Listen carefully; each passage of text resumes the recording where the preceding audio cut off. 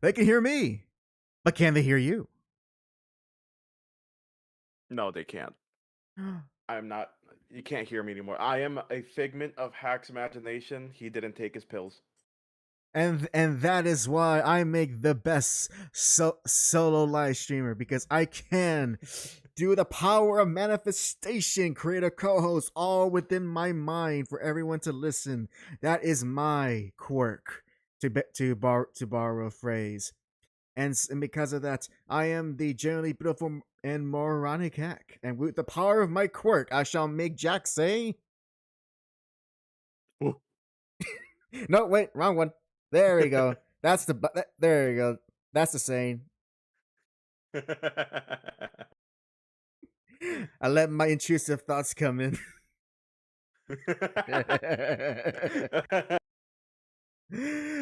Oh, but no, welcome folks to episode 229 of the JAC Show. I already introduced myself, and of course, Jack, go ahead, do your thing. I am your favorite VTuber, Jack.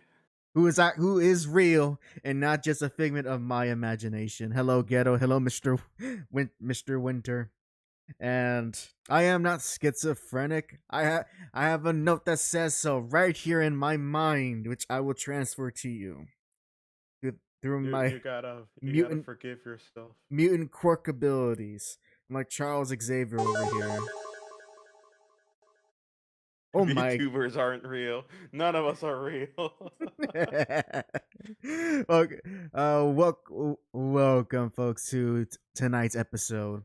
And I actually want to, first off, I just wanted to say that we are officially getting cold weather here in Texas, which is a big deal for us Texans. Yes, finally. I know everyone else up north and east and west are like we already have our jackets and our stuff here. Well, good for y'all. You know, down here, it takes a while for the climate to get a bit cold, and so we're finally getting it, and soon enough we're gonna be complaining about it within a month or two. And even then, people are gonna be like, "You're wearing jackets in 60-degree weather? That's shorts weather." 60 degrees is, I think, 15, 15 Celsius. I think.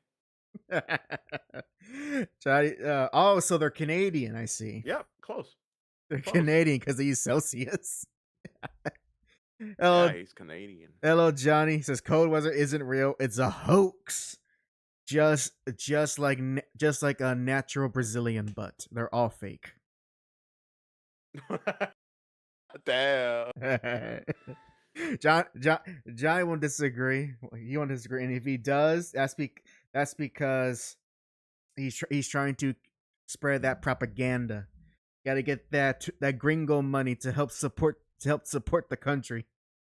Gotta get that BBL. Anyway, so we are ecstatic that we're gonna finally get out of this heat. But I am more ecstatic on a more important thing. So this is a small news because I actually want to get into it because I know, Jack, you either already have heard of it, and so you already get things in your mind, and I'm sure that you will enjoy this, but Johnny. I'll pause right there. I want to read this.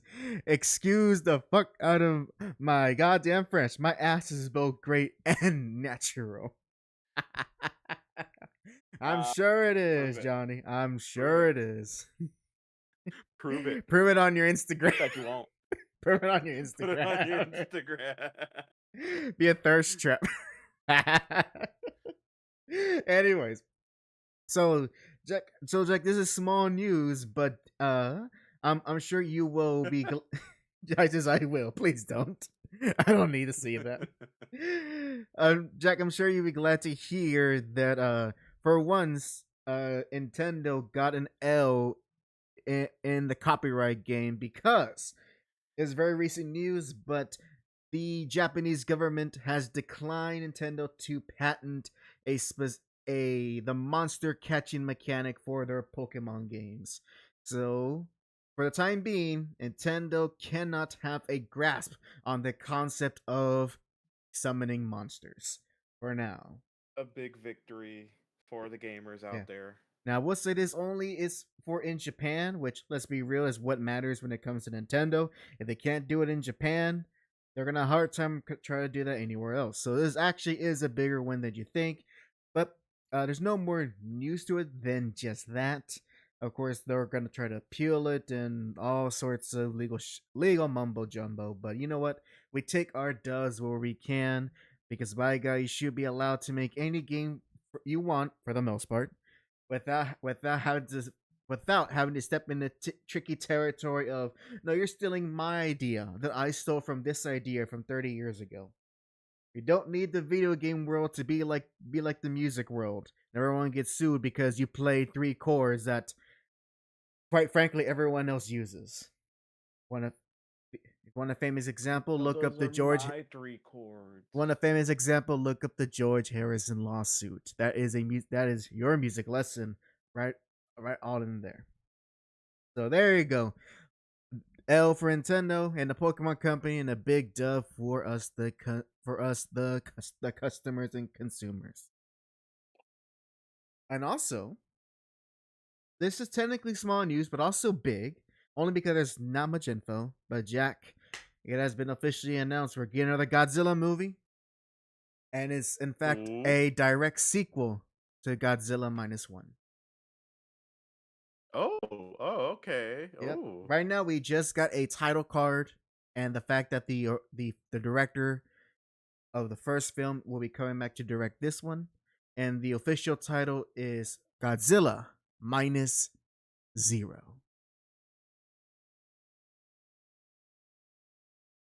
Oh, it's just Godzilla. Mathematically. It's less than nothing. This Godzilla is less than nothing. He's gonna become an imaginary number. Oh, no. Yeah, there's someone quickly. There's your math joke for the by negative. There's your math joke for the night. Johnny said they were suing Sasaga because Little Super Mario cost Super Mario. Yeah, that's stupid. That's I don't know why they would. That's stupid, especially if they're in a. It's not even in a country that their headquarters in. Ah, man, you know, I understand they got Nintendo's got to be protective, but goddamn, you can't be that protective. Jeez. Ghetto says Godzilla 0.2 Birth by Sleep, a fragmentary passage. It's gonna be the Godzilla movie where we see Mothra, Rodan, and King Ghidorah in an alternate world where they're all friends, right? That's what Birth by Sleep is, right? I don't know my Kingdom Hearts lore.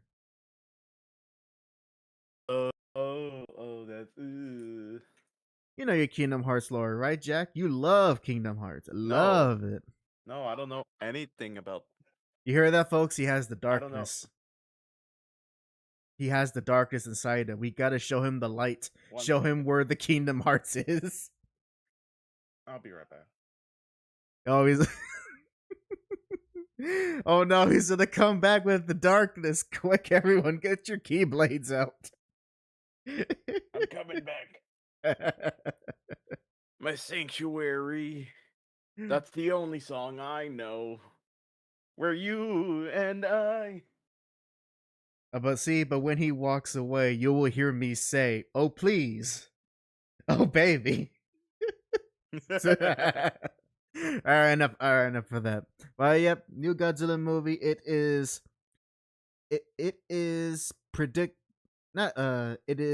right now. Like I said, we only got a title and just who's coming back.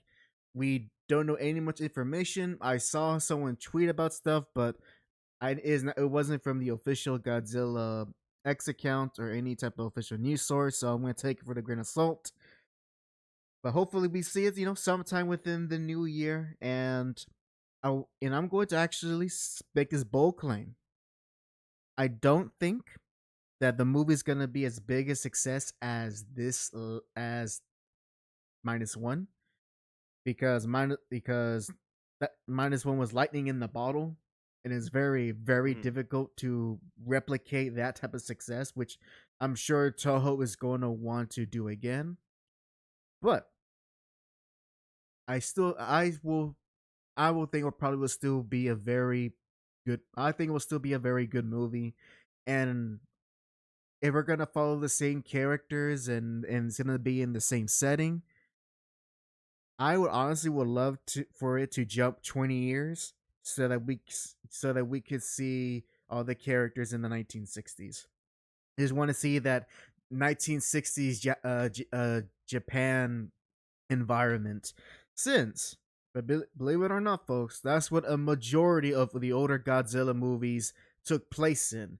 You know, it may have started in the 50s, but a bulk of Godzilla's time was in the 60s and 70s. So it would be nice to have a Godzilla movie set in a time period in which he really gained the popularity and reputation that he has today. Yeah. Let's see. Guess this next would be a narrative remake. What does that mean, Ghetto? A narrative remake. Jack, what is the narrative remake? What does that sound like to you? That sounds like just a remake. Uh, instead of Godzilla being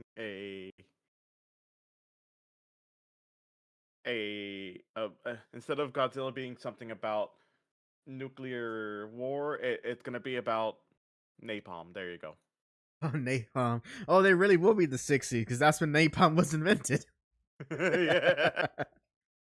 Godzilla in Vietnam. No. Oh no, that'd be just Godzilla. He's in the trees. Charlie. We got Charlie in the trees.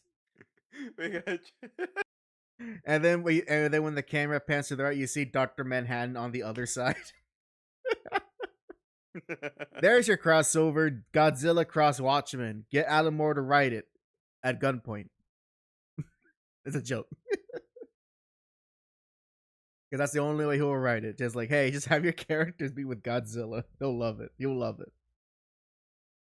Oh man, but let's see about Godzilla raids again. I seen that one. I believe that's the direct sequel to the original movie, and also not as good. But you know what? If they want to remake a not so good Godzilla movie and make it better, I'm all for it.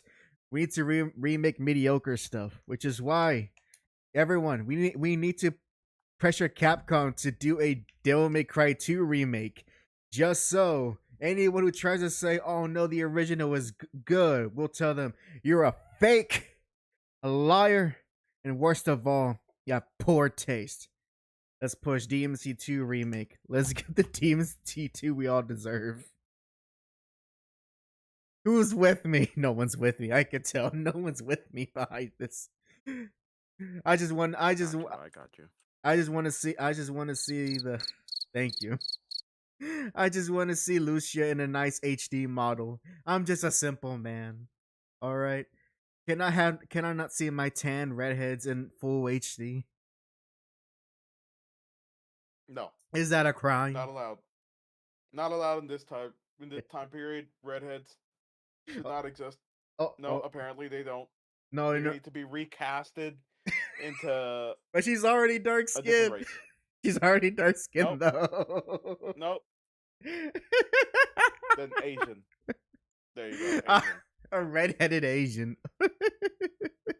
No redhead. Just a boring okay. color.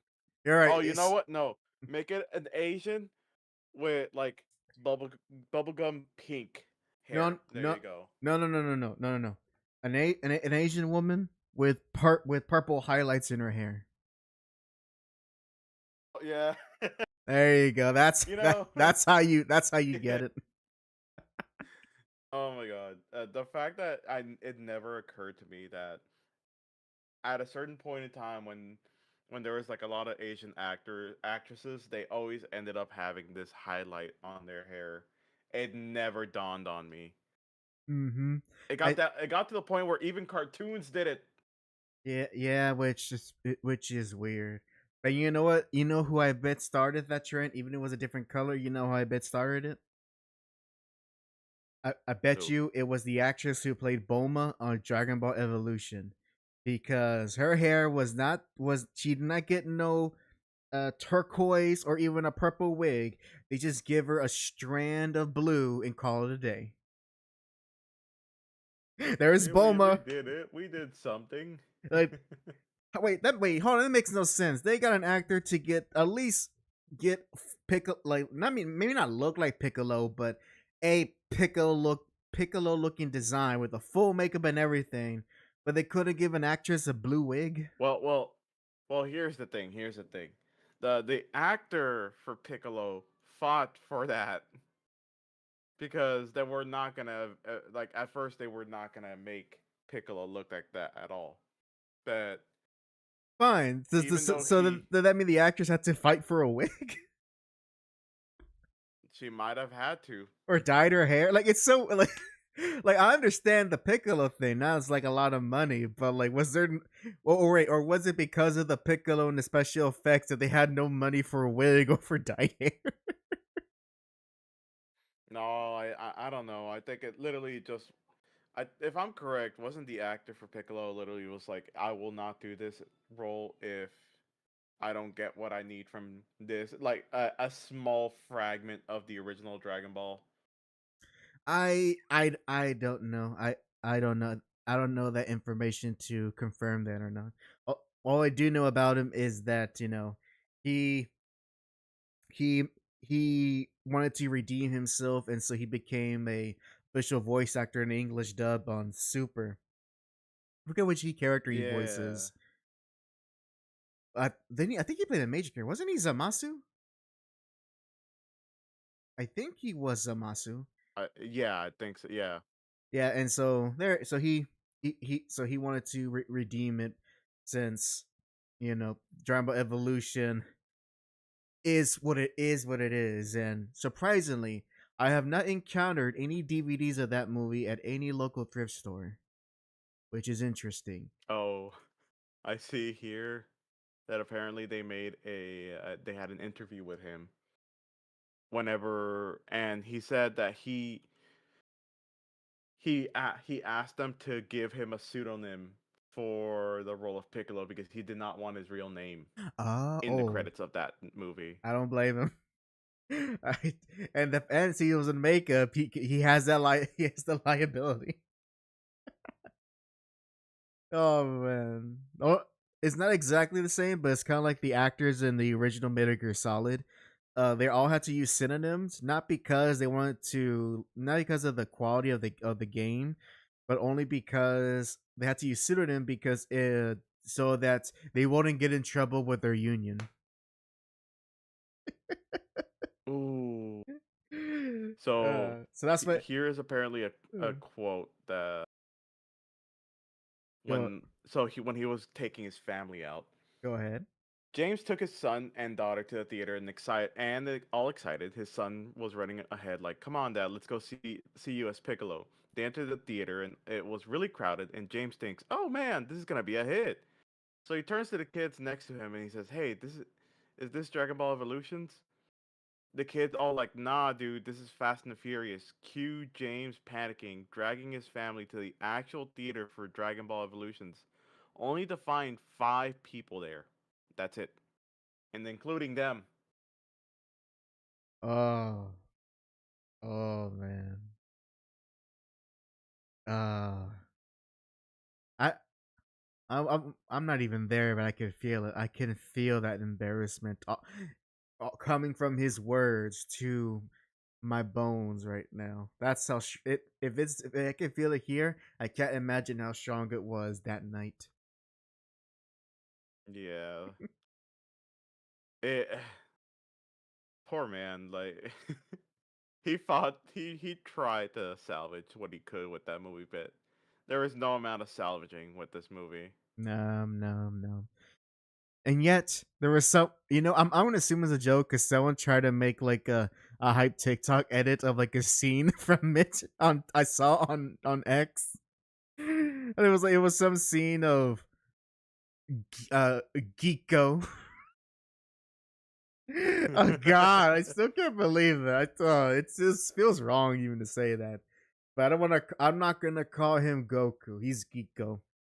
But like, I think he was being bullied by some like some obviously not high school age bullies at this high school. And I'm reminded, oh, that's right. this that even just looking Oh at it in God. passing, I can feel myself just lock. Here says James Marster says Dragon Ball Evolutions was pitched to him as a $120 million movie. It was actually made with a $30 million budget, and he had to do his own stunts. How safe? Not even safe working environment. It had Nope. that's a what, a fourth of like, see, 30 minutes. No, yeah, it's a fourth. The movie was made on a fourth of the promise budget. Wow. You see, this is what. But you know what? All's well that ends well, because that motivated Toriyama to bring Dragon Ball back properly, and for better or for worse, we now have Super, and the new movies, and Daima. So, and better Dragon Ball games in general. So, I still enjoy Super for what it is, but like, yeah, yeah. yeah, that's the caveat for what it is. That's the caveat Like, there. like for me, Super is one of those shows where I will have as background noise when I have nothing else to watch. Um, the Goku still feels weird, considering the fact that literally Buu Saga he was pretty much more or less so serious, and now he's just like, yeah, let me just endanger the multiverse. But again, I even if want a he good didn't, fight. but like the thing is, if he didn't do that, then a good chunk of the multiverse would have been deleted anyways. But so he technically saved the multiverse by endangering it in the first place. That was his 4D chess move right there. You could say he was big brain, but I doubt it. He wasn't big brain. He was Super Saiyan brain.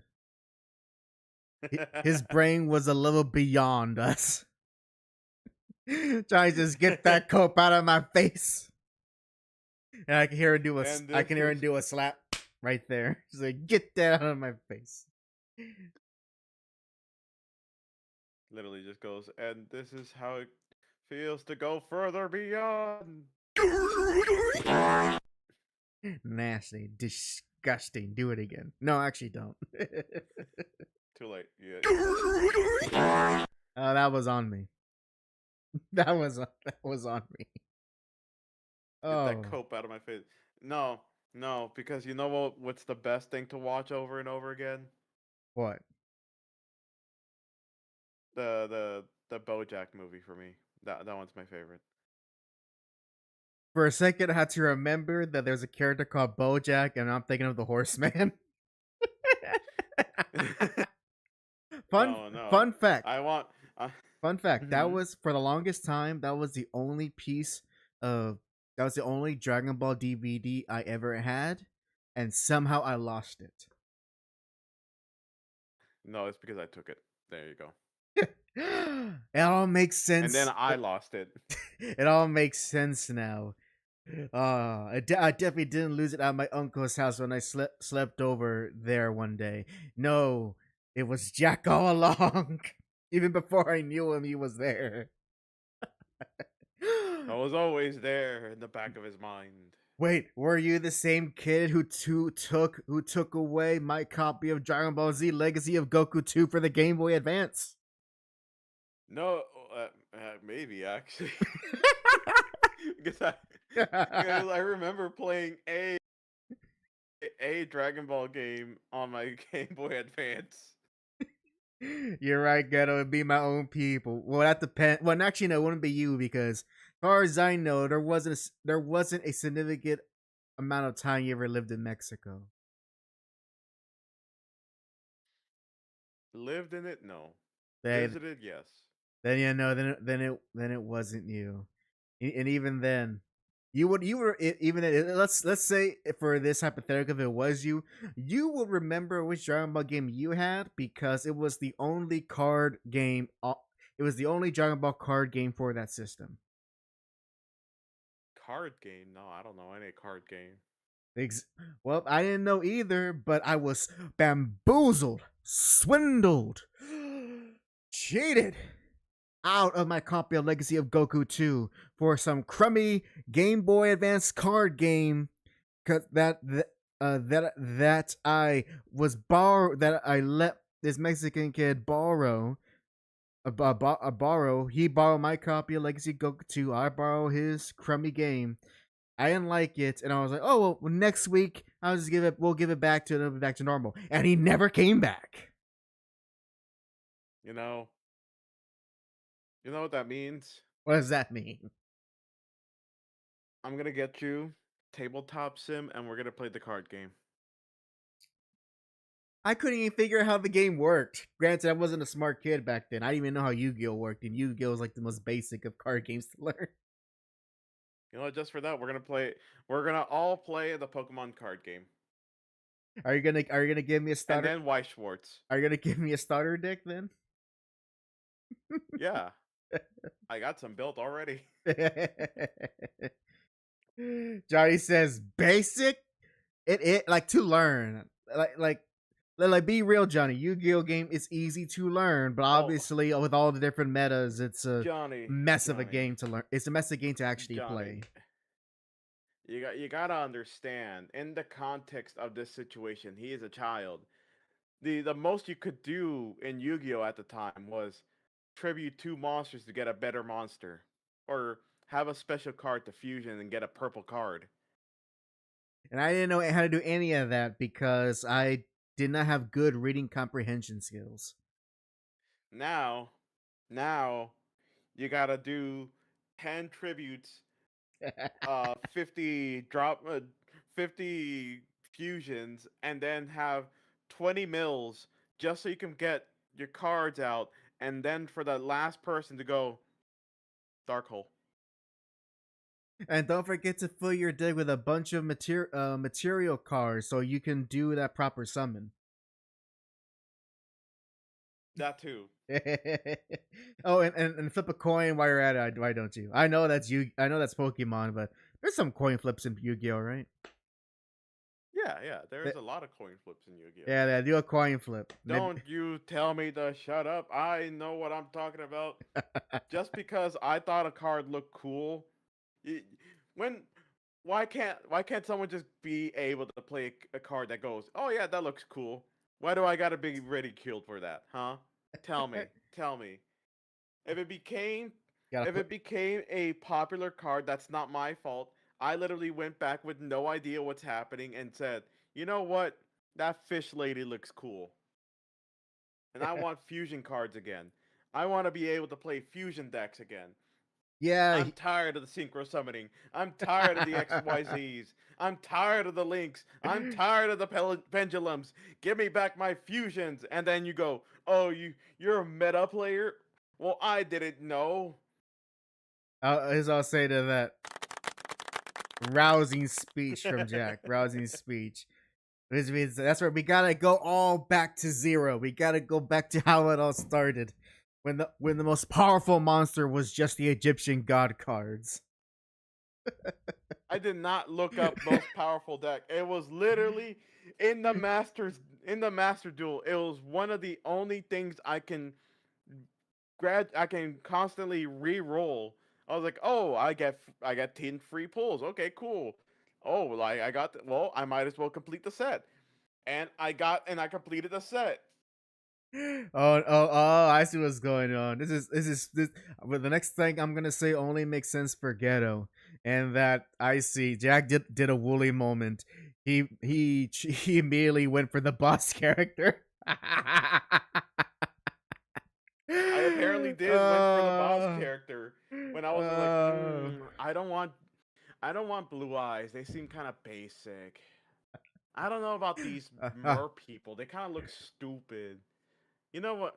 Well, at least this squid lady looks kind of cool. Let me go ahead and use her. Obviously, you should have gone with. Excuse me, I almost burped there. Obviously, you should have went with Maximilian Pegasus deck. Get all them cartoon cards, those toon cards. No, I'm not That's gonna do tune cards. you got to do the tune Don't get meta. me started with the Blackwing stuff either, too. The I don't tune care. I meta. don't care how good Blackwing is. I don't want it. It doesn't look cool. I don't even know what Blackwing is, so I'll believe you. Do you remember in 5Ds there was this one Nope. guy that had like nope. Nope, Damn. I did not watch 5Ds. 5Ds nuts. Said the Oh, joke for any of y'all. I did not watch 5Ds. I did not watch Zexel. I barely watched GX, and I certainly did not watch. Hold on. Yu-Gi-Oh, GX, 5Ds, Zexel.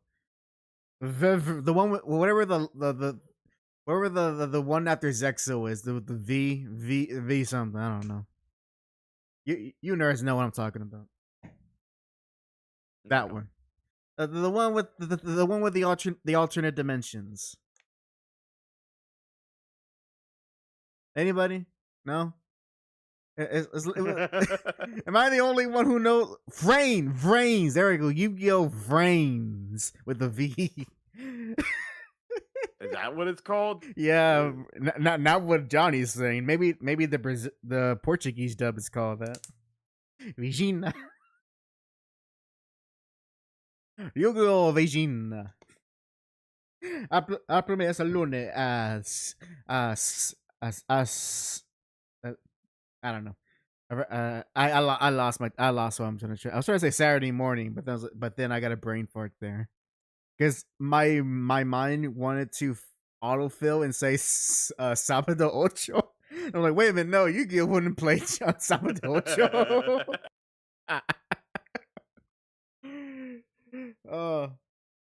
Ghetto's got some. He says the new hotness is called Go Rush. You know what? Good for Yu-Gi-Oh! It's still going on. It's Yu-Gi-Oh! Go. Let's rush. Does it have that as a theme? It sounds like something that is it even? Does it even have an English dub? That's the real question. I don't know because like if I think if 4Kids was still alive and had Go Rush as something in their set list, I bet you somewhere in there the line would be Yu-Gi-Oh! Go, Let's Rush will be somewhere in there as a verse or a chorus. It will be somewhere in there. Or it will be what the main character says when they're gonna start dueling. Is the let's go rush. And then he starts rushing and he forgets to upkeep and all his monsters die and he loses every single one of his life points and he becomes the worst Yu-Gi-Oh player in the world. The end. Bum bum bum bum bum. What a nice story. What a nice story of I won't say redemption, but no one was redeemed. Speaking of no redemption, no reward. Mm-hmm. It's not that dramatic, but I'll be brief. I'll be brief because I don't know if I do not know if anyone's is currently watching, but I'm caught up on Smiling Friends. At least the 3 episodes that have released. I noticed a new one that just aired yesterday. I'll probably catch it sometime this week, and I'll be brief on it. And I want to say for that first episode of the new season, I'm kind of, you know what? In Spanish, it has the perfect phrase for it that you don't really have in English, and that I'm más y menos on it. I'm más y menos. Mostly because the whole entire premise of the episode just lingers on just seeing a character like suffer and just the comedy of their suffering. And it, to be perfectly honest, it was funny for a little bit, but then after a certain point, it just kind of felt, I do like sincerely feel bad for this character, and I can't really laugh at the circumstances. That was, at least that was for me. I know I'm being vague, but I don't want to be too spoilerly for anyone who actually want to watch it. So I wasn't too hot, nor was I cold on the first episode. Episode 2 took a dramatic turn with being entirely focused on Mr. Frog. Hello. And you know what? I appreciate it. Hopefully, it is, what's the word I'm looking for? It is bold for a comedy show to do something more dramatic and genuinely sincere. Uh, and that the jokes that they do have, weren't distracting for the narrative. And I do like they found a way to have a conclusion to the Mr. Frog character, because he is extremely one note. He really has only one joke, and they got 2 seasons out of him. So I'm glad to see that. Hopefully, they keep him retired for this season.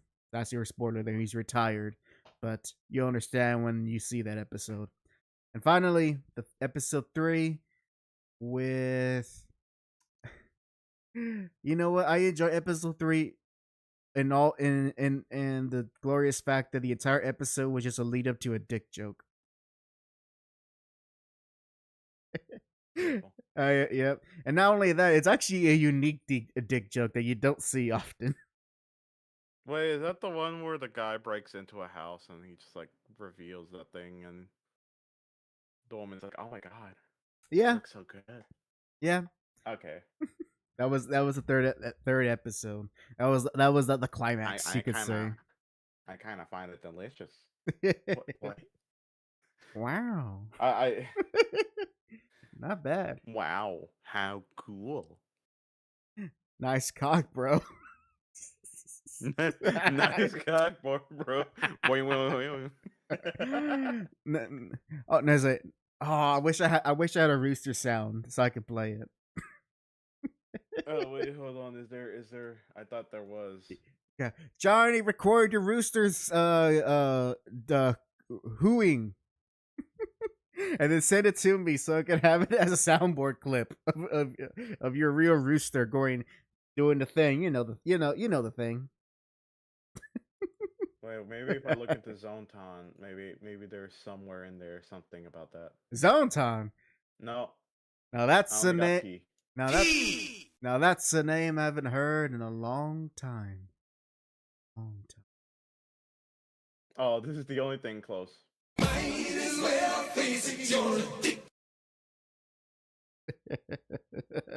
That's all you get. There's nothing else. Oh man. But what's he doing, Mr. Zone 10? Is he still doing his thing, or has he moved on from it? I don't know. I just go in for the funny sounds like this one.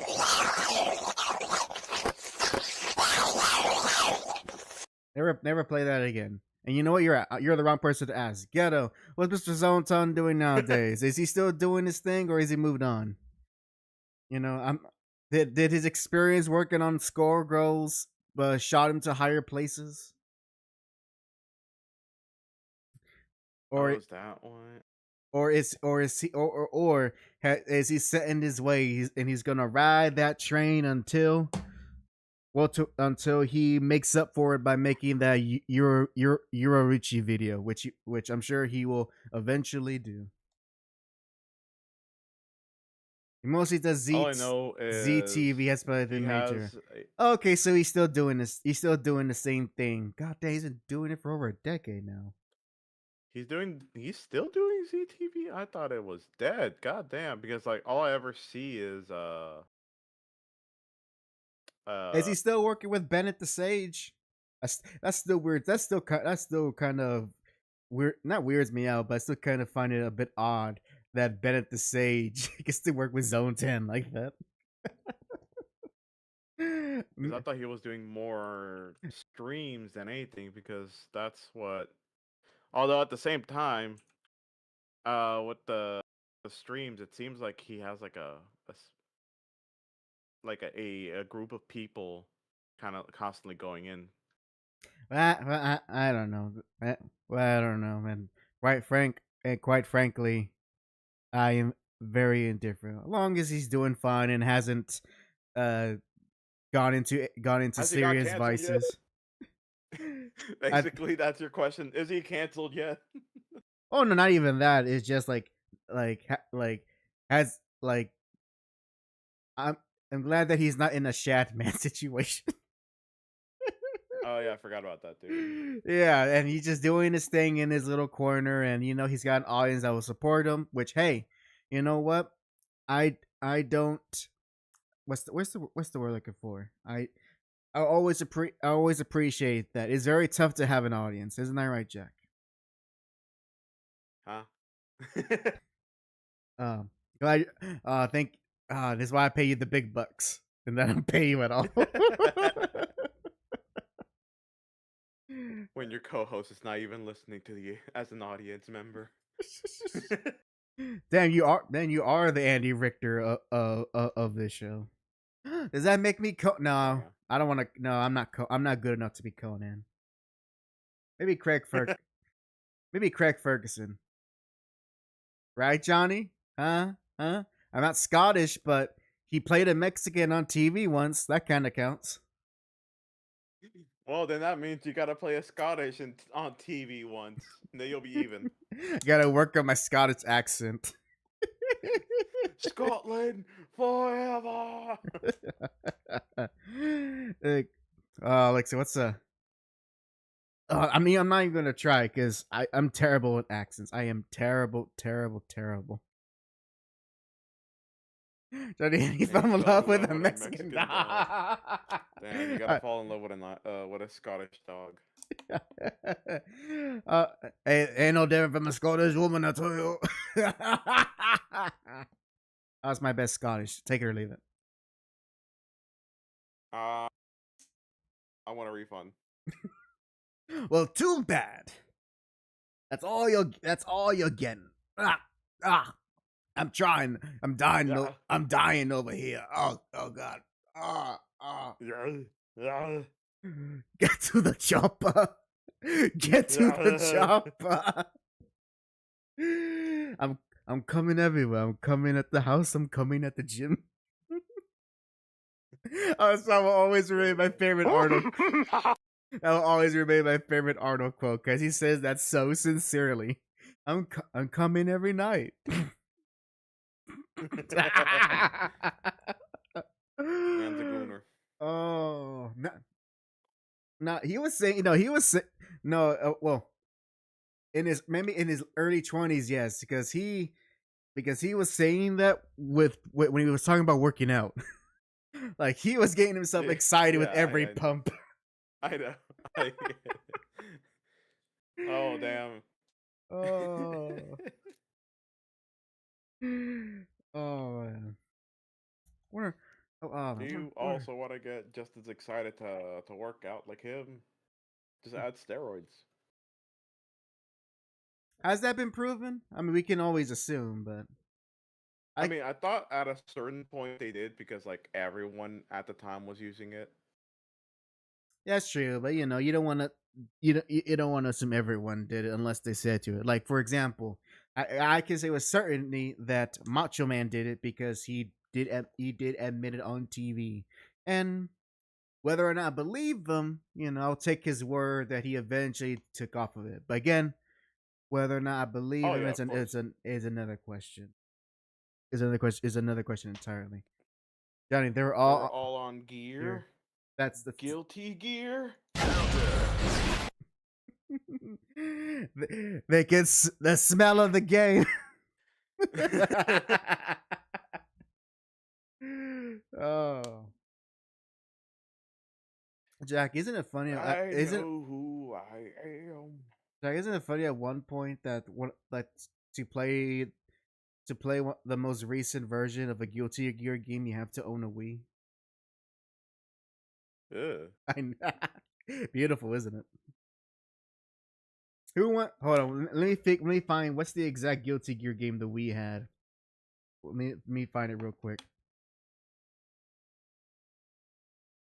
Guilty Gear, Nintendo, not Switch. No. Nintendo Wii, because like that's where all the great fighting games are. Like Tatsunoko versus Capcom. Thank you, Jack. I'm glad you answered that. Yeah, Yeah. I knew that. Yeah, here you go. Here you go. Back in 2007, the most up-to-date Guilty Gear was Guilty Gear XX Accent Core, the most up-to-date version of the game in the year 2007. Oh boy. Exactly. And guess what? You can buy it right now from Walmart's website, refurbished, for only $34.99. There you go, Axis. I'm giving you a free promotion. That's yeah. I mean, hey, look, you could buy a Wii game from Walmart. I'm just saying it's a bit pricey, but well, it's an early Wii game, so there's probably not many copies of. Or of course, you can use other means for a game that you can buy the actually most up to date version on Steam. But don't you want to play fighting games with the classic controller and not your comfortable fight stick or your modern controller? Right, Jeff? No, I need my all button controller. Nah. My hands. All My you need is hands. a Wii remote, 2 AA batteries, and a classic controller. That is how you game. But, Because that is how I learned how to play King of Fighters. And if I can do it, so can you. but my hands, I can't do quarter circles anymore because I'm old. Oh, that's just a loser talk. Just put some oil on them wrists, and you'll be circling that ball for years. Man, I put some WD-40 on them squeaky joints because that's how I feel like sometimes. oh. I was just. Oh, actually, I want to tell you this a little bit. So very so with one of the birthday gifts I received was I finally have a tablet, and I've been wanting one for a good while, mostly so I can read my digital comics in a more comfortable and nice looking fashion. And so as soon as I got it, I've already started reading a comic I put on hold for a good while, and so I finally have finished reading like the first like 12 or 11, not about 12 issues of Iron Man's like first year of comics. And you know what was my big takeaway from reading his first like basically his first 12 books? What my big takeaway is? What? He fought a lot of commies. Every other issue, he's fighting some sort of communist. And I kid you not, there was even one particular issue where it was the literal leader of the Soviet Union who was drawn but not named, because I think Stanley did he did a narration where, and the premier leader of the Soviet Union, who we all know who he is, and you see him in the comic as like telling to his scientists, we got to destroy the Iron Man or whatever. My best Russian accent. Mm-hmm.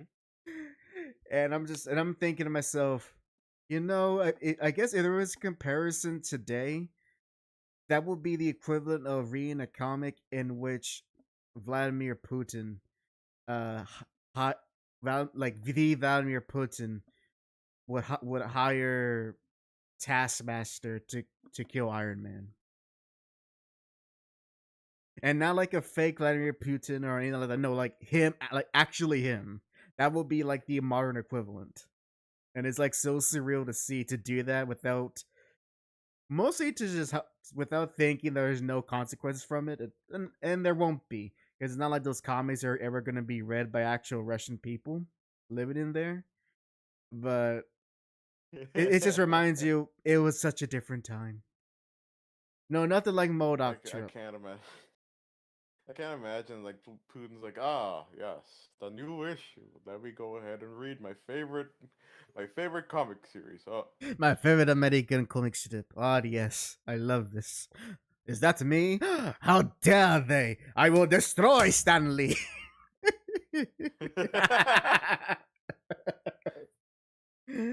or better yet, he goes, "We will have our own Stanley. Comrades, search all of the motherland for a comic artist. If we cannot find one, go to Cuba."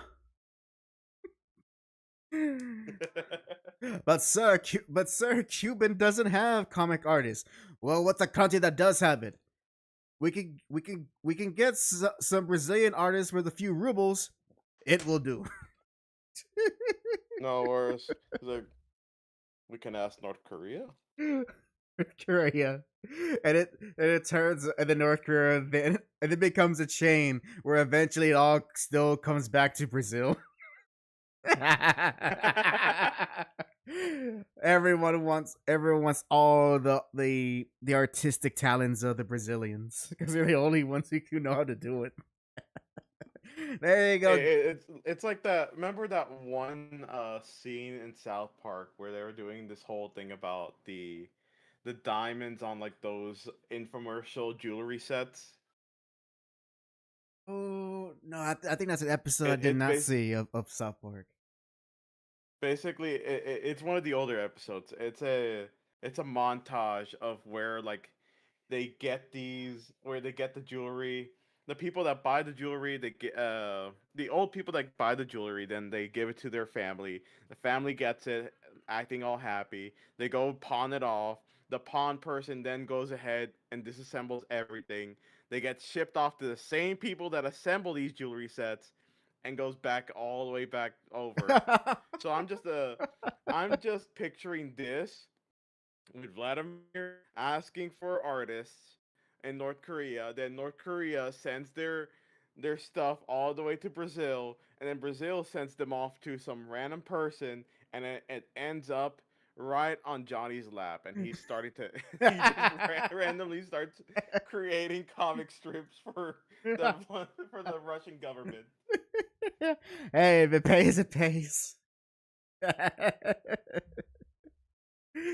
Oh man, that will be funny. But yeah, Tony fought a lot of communists, and also he was not an alcoholic yet, or at least that was not established. But what was his big weakness during his first year was that his armor doubled as a pacemaker. In every issue, like after a fight, Tony would have to go, "All right, I gotta get to an outlet. I gotta charge my chest, or else I'm gonna die." So like every Yeah. I forgot about that. Hold on, I gotta go charge this. Goes to and it's like a sponsored ad, so it's like he goes to a Tesla charger, waits there for like 30 to 40 minutes. Yep.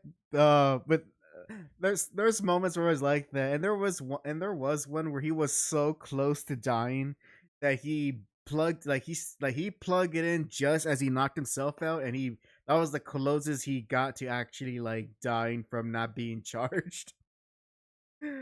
Oh man. Oh, and also his second suit when it was just all gold. I do like the fact that he was able, as bulky as it looked, he was able to fit all of it in a suitcase because all the armor parts were collapsible. Ooh, wow. When he fought a villain and the armor was a detriment because okay, this armor is actually hurting me because how bulky it is. It's time to slim down.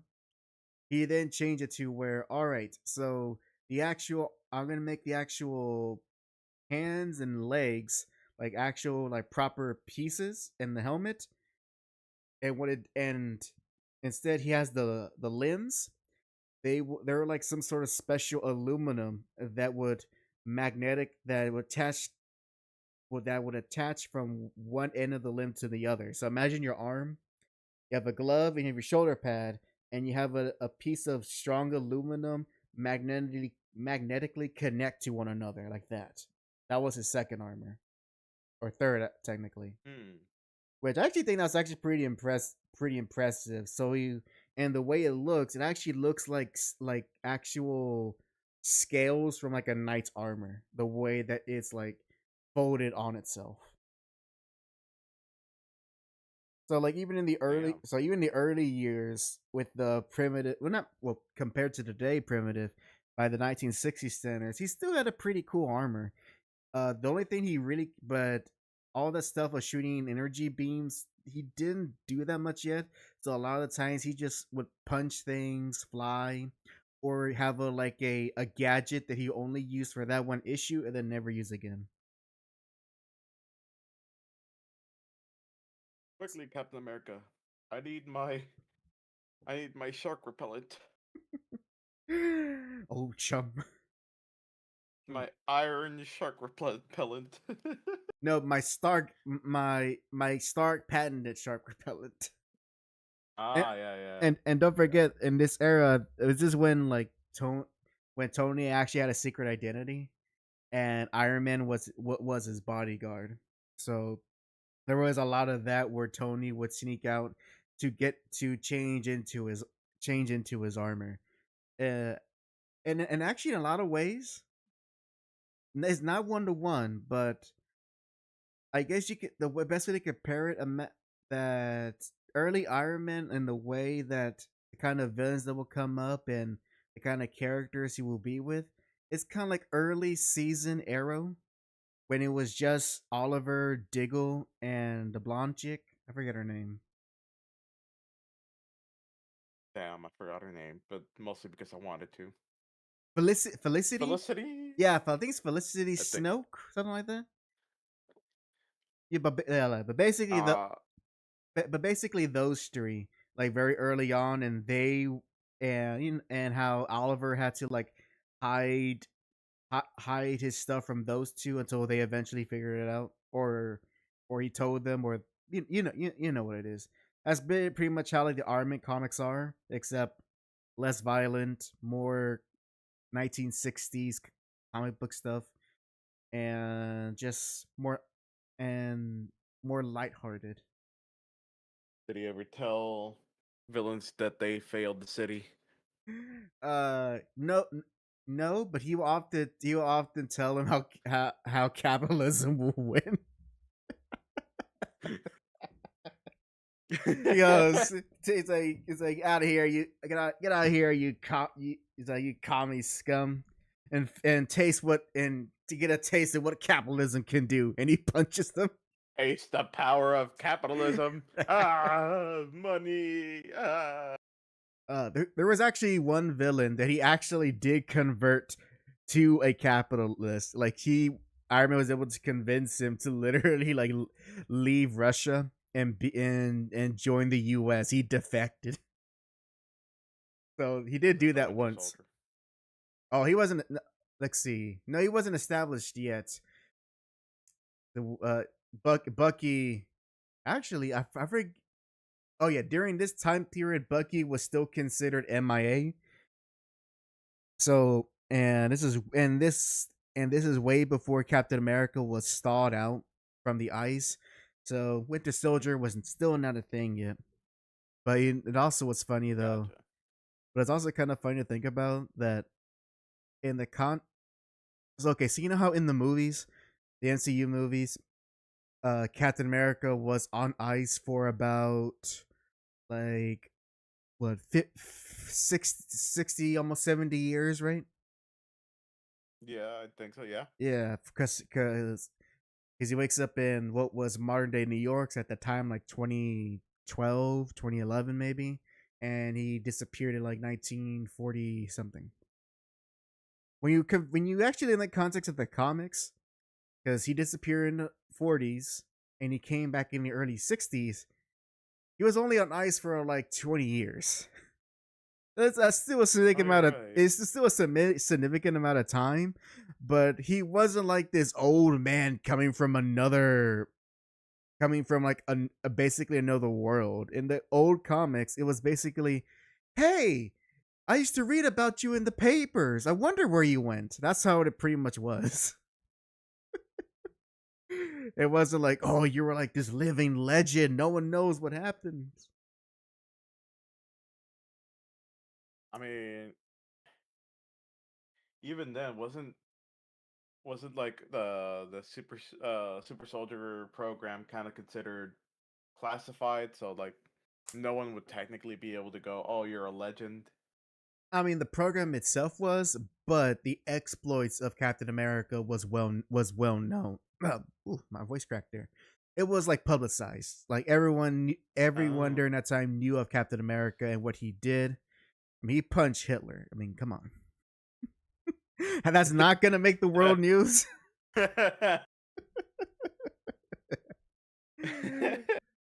The only thing that the public didn't know, which is like the actual details of his adventures, but that's something only the reader would know. But as far as like the public, it was like, hey, yeah, he was this hero from World War II, and he was part of the invaders with Namor and the Human Torch and the Wiz.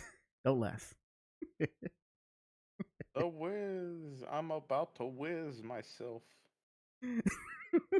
I'm whizzing all over the screen. I'm whizzing all over my screen. T. Oh man. Johnny says pick one: shock repellent or eye portals to the punch dimension. Shock repellent, no contest. You never know when you will never use it, but you won't regret it when you need it. It's like a tool. Yeah. There you go.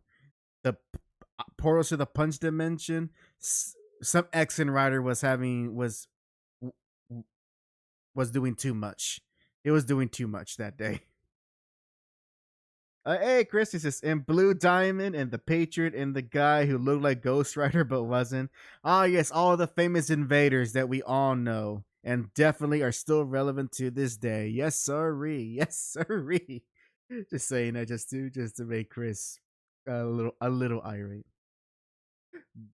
But moving on from that, but yeah, early Iron Man comics, a lot of comic smashing, fun, but they were very much of their time. Because one annoying thing that kept happening as I read them, Jack, was that every issue, Tony had to exclaim himself. He had to exclaim to the reader every issue who he was, what his armor did, and like what's his condition, which makes sense at the time because it could be a kid's first time reading like this a Iron Man comic, and he doesn't know what Iron Man does. But when you try to read it like in a full volume, it's like every issue he's reiterating the same thing you already know. I am Iron Man. I punch things. This is my pacemaker, and if I die, if it stops working, I die like this.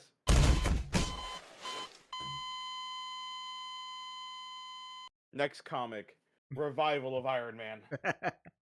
So it's all like that, but I still enjoyed it in spite of its flaws. And the last issue I read was like the first like real villain that was actually a threat to Iron Man, with that being the Mandarin.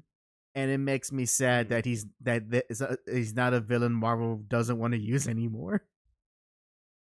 It's so weird though. Like, It's because wasn't the Mandarin like a big, like the nemesis for Iron Man in general? No. yeah, he was, but because well, but because he's a part of a old, admittedly dated and a racist trope of characters that used to be popular back in the earlier 20th century, like the Fu Manchu. Marvel's hesitant to use a character like that. He's called the Mandarin. Like that's like one step above having an Asian villain called the Oriental. The Cantonese. The Cantonese. The Mongol. But fun. The Indian. The best part though, just put in "the" in front of anything and they just sound sinister. Apparently, the Mexican. the African. It's the foreigner, the indigenous, the foreigner, the gringo. That's the next horror. The next horror movie that's going to sweep all of Latin America. El Gringo. The ice.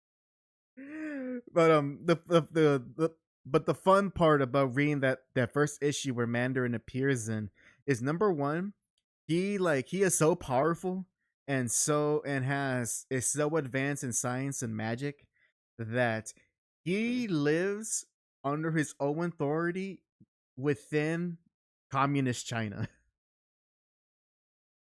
Like not even the communist Chinese government could even control Mandarin. And the comic literally opens with three generals from the from the Chinese military trying to make a deal with the Mandarin so he can be an ally.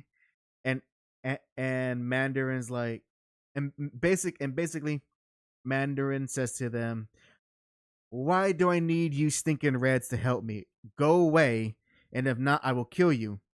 And as they try to leave, he goes, "You know what? Nah, I'll just still kill you instead." And so he still kills them, even after he tells them, "You can leave now." Yeah, and it's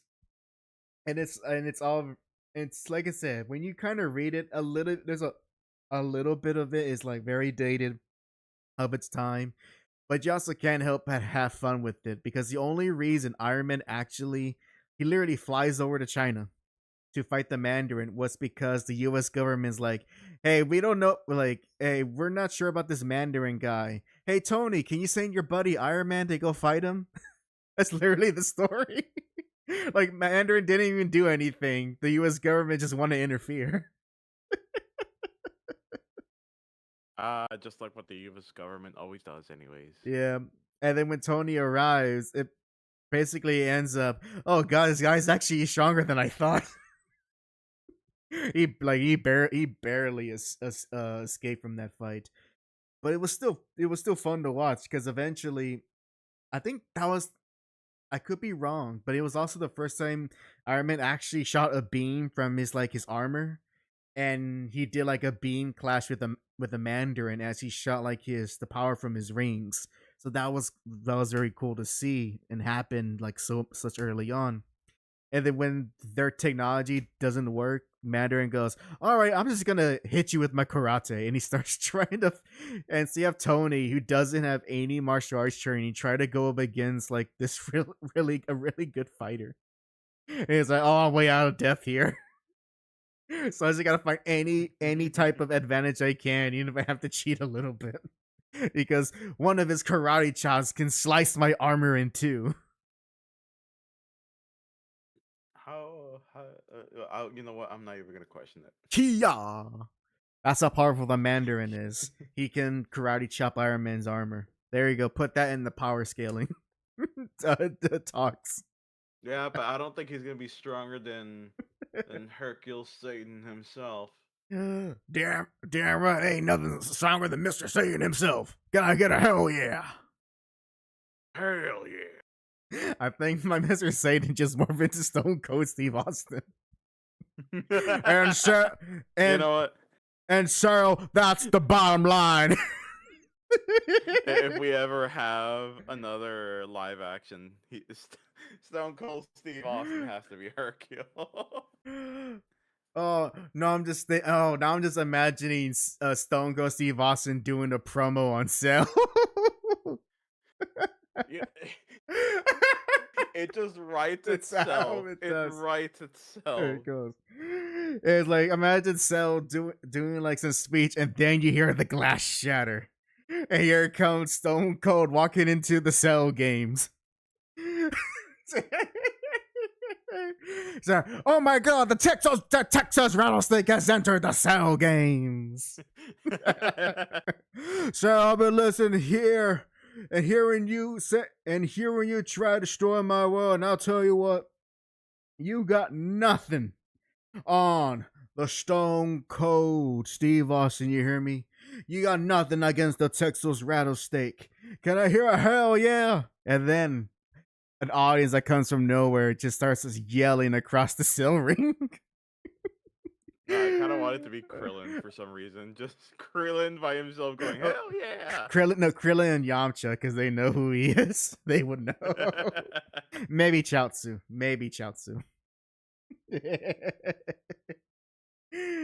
Oh, and then you know what? And I could see a Stone Cold gets close to Cell.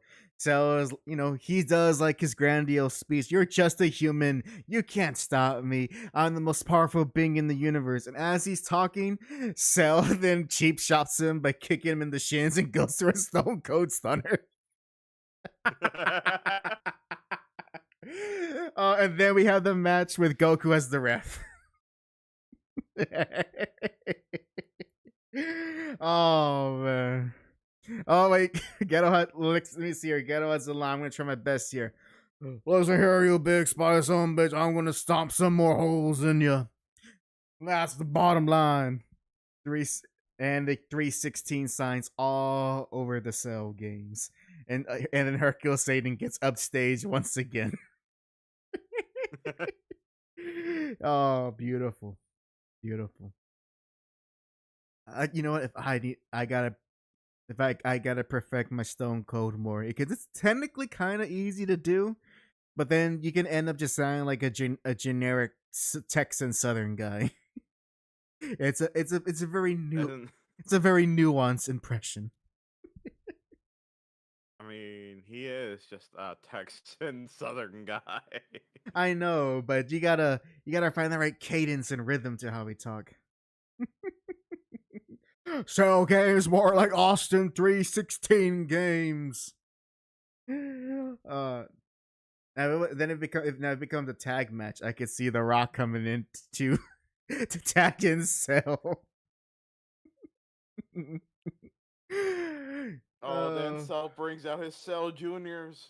Wait, it becomes a tag match, but who should be Stone Cold's partner in the tag match? Should be one of the Z Warrior, or should we put in another wrestler? I kind of want Goku to be. Yes. Goku is like, you go ahead and take care of Cell. I'll handle his little guys. That's all right with me, Goku. Let's get it on. Ding ding ding, and there goes off. There goes off the fighters. And Stone Cold with a nice slap chop onto Cell's chest. Oh, that's got a sting. Oh, he prepares HAC? He prepares the Irish whip on the big spotted Cell, throws him to the ropes, and Goku comes in with the step, slams him down to the mat. Oh my god, these guys are wild. Oh my god. Dude, what do you think about this matchup, HAC? Who do you think is gonna win? Who do you think is gonna come out on top? I thought Cell was gonna have it at first, but when Stone Cold came in, the tides turned.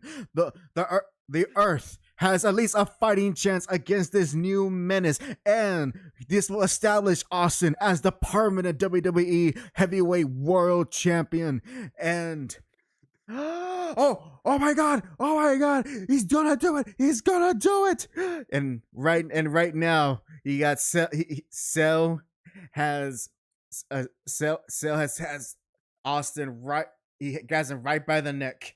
He's about to slam him down. And what does Goku do? Hurry! What does Goku do? Goku goes in for an instant transmission, and then goes for the most unorthodox thing. Bites Cell's tail. As he goes, oh my, is this even legal? It's the Cell games. Anything good happen within a match like this? There's only one rule, and that rule is there are no rules. So they will have to allow it. But with that bite mark, Austin is free, and he can recover a bit and let Goku take care of the match. And then from there, that's when it goes into the canon fight of Goku fighting Cell until Goku stops.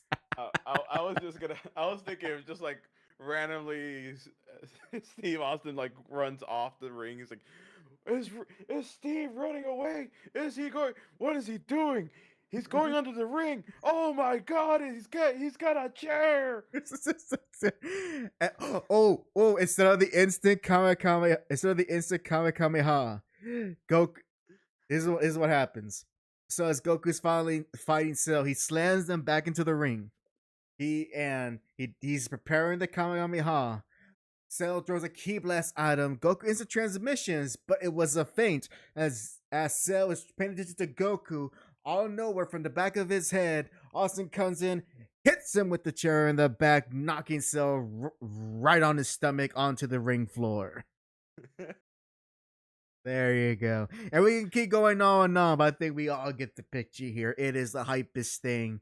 And if I had any sort of talent, I would at least draw it. Man, yeah, if we had someone here that can animate, oh my god, that would have been perfect. It'd be beautiful.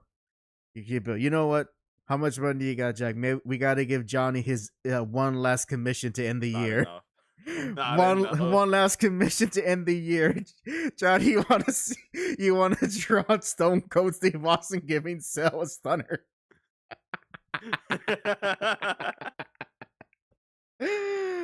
Oh man.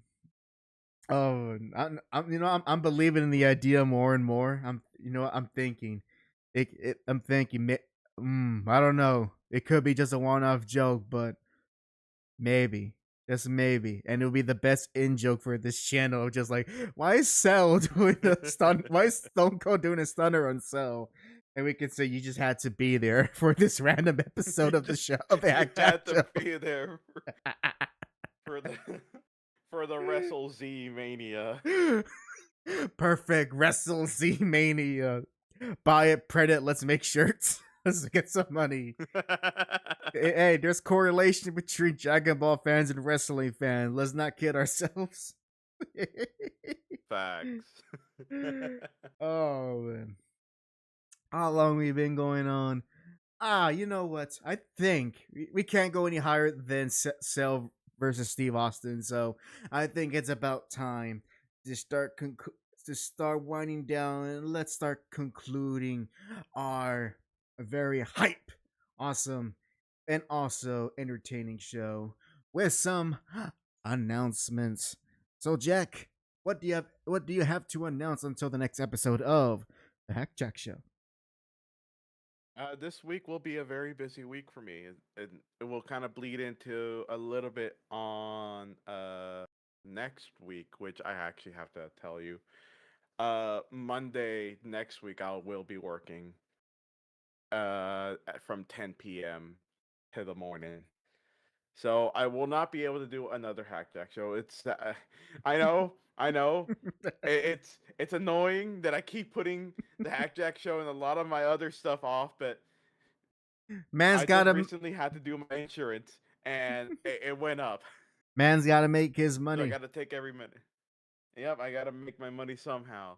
But other than that, I'll see if I can either stream tomorrow or Wednesday, one or the other, because I kind of want to go and see a pre-release for the new set in Pokemon. And if I do go for it, it will be my first pre-release that I ever attend. And I want to see how well I can do against other people in the TCG game. Very So that will be fun. Very nice. I hope you be the best it ever was. I'll be the best. All right, and as far as my end, you know what? Since we since we didn't have an episode last week, and we're about to not have another proper episode this coming week, I'm gonna go ahead and step up, and I will do a solo show for you guys next week in place of the JAC Show. So there you go. Something to look forward to. All two of you who would enjoy that. Nah, I kid. It's more like 4, maybe 5. I'm lucky. But no, I will be doing something live on this channel next Monday in place of the JAC Show. Another flex stream. And I got a few things, but ain't nothing worth flexing. I'll tell you what, brother. I'll tell you what. Not unless you just want to. I'll tell you what. Not unless you want me to do another 90 minutes of just talking about comics, which, I mean, I would do that in private, but I don't want to do that in public because it's not that interesting. But other than that, I'm finally done with that Iron Man video, which you can check out, listen to it, or watch it on my solo channel, The Only Hack. I encourage you to do so since it's related to Iron Man. and that talking about the most recent one, the most recent series, and so that's over and completed, and I can put more attention on the next Spirebot episode, which I did get to do writing done over the weekend. So progress is happening, and actually would actually like to say that I am now in 75% done with writing the script, and it won't take me long to finish that last quarter of the shit to go through, and of course, go through and see what needs to be revised and all that fun writing stuff. So the writing process is about to be coming to a close, and then off to the recording and editing. So next Spirable will be here before you know it, and and and other than that, that will be it. If I get inspiration to make some random video for my YouTube channel, I'm just gonna upload it up. There's now any set schedule, so if you want to see that, be subscribed to the only hack. There you go. And with all of that said, thank you very much for watching episode 229 of the JAC Show. Thank you for watching, for all our live viewers, and thank you for watching anyone who's watching this on the replay. And also want to mention that we are only free. We keep hovering about 194, 195. Let's actually get to that 200. Let's actually get there for Pete's sake. Let's get to that 200. So I get tired of saying them damn numbers go up and down. Let's reach it there and continue to grow this channel so that more people can enjoy fun bits like Cell versus Stone Cold Steve Austin. So with all that, thank you very much for watching, and this is HAC and JAC. Sign off. Good night,